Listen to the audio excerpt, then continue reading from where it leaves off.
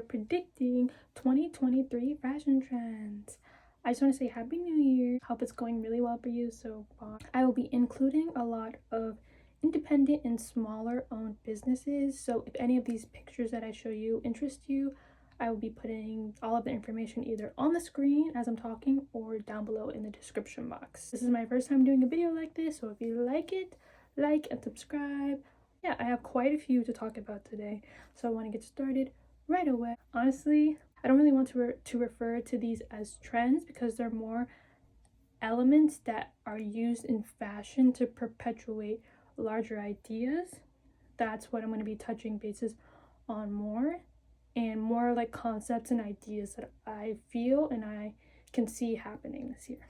Let's get started with the first element that I've been seeing. I'm very excited to see more lace included in fashion. I've been seeing lace in long maxi dresses, in two-piece sets, in dresses, and tops, and I really like how like feminine and gentle it looks. I like that people layer it in different ways and people can dress it up and down. Sheer and ruffles. I've been seeing it included in dresses as well, in different sets, in different styles, and different ways, and it just looks really delicate.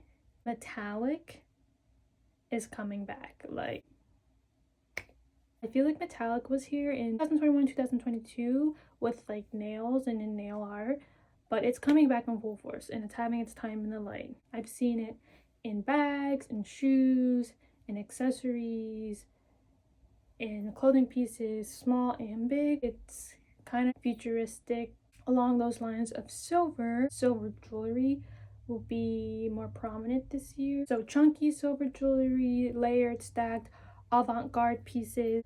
I've been seeing a lot of independent artists and smaller businesses experimenting with metalwork and welding, creating different shapes and sizes of their jewelry, including different elements inside the silver, making it spiky, making it curvy. So yeah, I think that's really a reflection of each individual artist, and I'm loving it. I love silver. It's one of my favorite colors to wear. I feel like ballet flats are still gonna be here. They're coming in different ways, different textures, and different colors. And with the resurgence of ballet core still being here, still making its mark, ballet flats will be here to accompany that. Knit and crochet textures literally everywhere. Anything that can be crocheted and knit will be crocheted and knit. I've seen hats and bonnets, the collars, shirts, tops, sweaters, skirts, leg warmers, arm warmers, literally bags, literally everything will be crocheted. I've been seeing this for the past like year or two now. I've seen an emergence of knit and crochet artists, businesses, and designers a lot more these days. So I'm excited to see what other elements of knit and crochet that will be included into fashion. Next, bows and ties. I've seen bows come into the fashion world in 2022, like the last month or so of that year. I just feel like they're going to keep getting bigger and they're going to come in different textures. You're going to see them on all different clothing in different ways. Ties, like long string ties, include onto different garments. There are two designers that do this really well, and I will include their names on the screen, and I will also show pictures, but they are both all handmade and all handcrafted pieces that are like more muted and neutral tones, and they're so like beautifully curated, and I feel like there's a lot of versatility in the colors of how you can style it and layer it. So I'm very excited to see how that emerges more into fashion and into layering. The next element that I feel like we are going to be seeing more are roses in fashion. I've been seeing roses included in like clothing and in jewelry pieces, and flowers being included more. I wish I had more pictures of this because I've seen like flowers on shoes, and there's this one shoot that Taylor Russell did where she was wearing like a flower dress. Along the lines of flowers, we are going to be seeing a lot more bio art. There's this really awesome account that I follow called Ecogenics. I'm not sure if I'm saying their name right. I'll put it on the screen. I stumbled upon their exhibit in New York one day. I was just walking around and I went in and it was super awesome. They had a bunch of like local artists who used nature and science combined to make art pieces and sculptures and photos. We are like directly connected to nature and involving that into fashion with the planet's consciousness rising on how fashion directly affects the environment and nature. I feel like there would definitely be a call and a push for more people to explore in that realm and aspect of involving things like natural dyes. I've seen people housing and growing their own silkworms, cyanotype print, which is solar printing images on clothes, and I've even seen someone cyano print a picture on a leaf. It was literally insane. Like, and it's so beautiful to see. It's so beautiful to see that come into fashion, and I'm very excited to see where we go with that and where that takes us. There's this really awesome lady that I follow. Her name is Sugar and Slime. Hopefully I'm saying that right. If not, I'll put it on the screen. But they are a person that I first found that did this, and I really urge you to check them out and to get more knowledge and to support eco-friendly and bio-friendly artists and fashion designers. Next, still along the lines of nature and fashion, Siren and Mermaid core is going to be here. Elements of the sea, the beach, shells, pearls. I've seen people turn shells into jewelry, puffiness, and quilted textures that will trail over into other seasons as well. So there's going to be like puffer and quilted accessories, and like the largeness of it will be included in shoes and different elements of the pieces that you wear. I definitely feel like that would be here. Like the softness of it too as well is something that I'm looking forward to. Paloma Wool does a really good job with like puffiness and puffers. I will be including a lot of their pictures in this video, so because like I literally love them so much. I went to their pop-up and I got a cute little bag and it's so soft. So yeah, definitely like puffy accessories and puffiness included. Athletica, athletics in fashion and like a more feminine spin on athletics. I've been seeing a lot of athletic wear being worn very casual, kind of feminine. Shushu Tong actually released these super cute sneakers and they have little bows on them, and I want to get them so bad. I just don't know how to order them, but that's a really great example of like the more feminine spin on athleisure wear. Beaded tops and chainmail. I am so excited. I honestly made my own beaded top. Ooh, I made my own with just like upcycled pieces and jewelry, and I've seen a lot of beaded tops in photo shoots for editorials. It looks very like delicate, and depending on what material is used, it looks very delicate, and it's just a really interesting, intricate piece that I don't see a lot of people wearing, and I would love to see more. A knit piece that I made was actually styled in a shoot with a beaded top, and it kind of goes along with that Siren Mermaid aesthetic that I mentioned.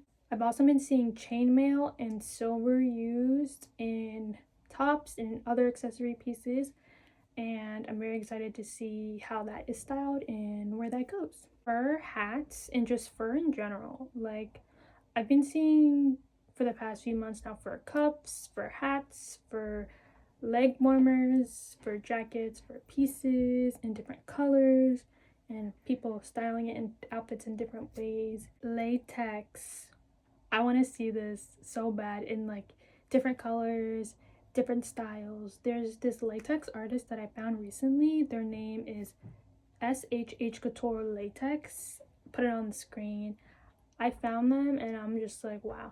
I don't know how they do that, but it's honestly amazing. And I want to see like the revival of like kind of like mock of 90s grunge come back with different latex pieces. I think it would also be really cool to find like vintage or secondhand latex that give you like that authentic latex feel. Off the shoulder tops and big chunky knit sweaters. I personally really like those. It was really big in 2010. Also seeing a lot of 2010 trends coming back, like cycling back in. Printed tights and socks. So I actually have about 2 pairs of printed tights right now. I have these like deer tights and like these like teddy bear tights. I literally wear them all the time. I love to accessorize them, and I feel like we're going to be seeing a lot more of like smaller brands coming out with different socks, different tights, layering, and personal style. With the accumulation of so many trends and the speed and rate at which they cycle at, elements, trends, and pieces are going to be everywhere. I feel like personal style is really going to highlight someone's personal experiences, their own style. I like what I've been seeing recently with styling, how layering can be very either minimalist or maximalist depending on your preferences. Double bags in big bags. So I actually really like this concept, having double bags or 2 bags on you at one moment. It reminds me of living in New York and running multiple errands in one day. I don't know how many people are going to participate in this and how practical it will be for someone. If this is meant to be more of like a fashion statement, probably get into it. But yeah, it's definitely like personal preference when it comes to double bags or 2 bags. And I haven't really seen it a lot either. So yeah, bridal wear and elements of bridal wear incorporated into everyday fashion. Fancy Club does a really beautiful job at this. I've seen their pieces used in actual weddings, and then their pieces worn casually, like for everyday wear. And I honestly think this is so beautiful, especially with this whole highlight on like delicate textures, lace, ruffles, sheers, the color white, anything flowy and dreamy. Different elements of bridal wear included like gloves, veils, lingerie pieces, corsets, skirts. I've even seen like someone wear like a full-on like vintage nightgown looking bridal dress to like a nightclub, which was kind of like a vibe. We'll be on the hunt for like a vintage bridal pieces for my own wardrobe personally. Okay, this one I'm very excited about, and I don't see anyone talking about it, and I want to like bring it to light. Glitter tattoos and gems. I've seen glitter tattoos on runways, and I want to see it more. I've seen it in a photo shoot. I just want to see it more. Like there's just something so like nostalgic about it and cute that I feel like it would like add a lot of character into like outfits and photos. I've also seen a lot of like gems and different stones being used with like makeup artists and makeup decals, with the like exploration of different concepts in fashion. I think it's really awesome to have like 3D and 2D pieces incorporated. And lastly, asymmetrical haircuts. I'm not quite sure how to refer to this. It kind of is similar to a wolf cut, but it's more blunt and it's more straight. I've seen it in like a bob, kind of like a bob, and then a longer form. And then I've also seen people with like really short hair with like long braids and long hair with like different colors.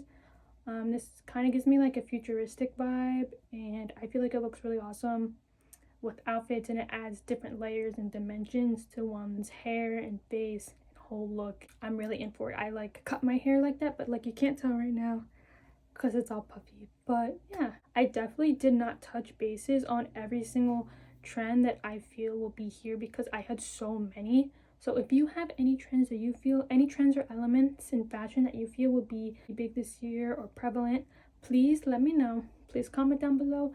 I'll be liking and reading every single comment, and if you liked any of these pictures or any artists, I will make sure that they are linked down below so you can follow them and support them this year.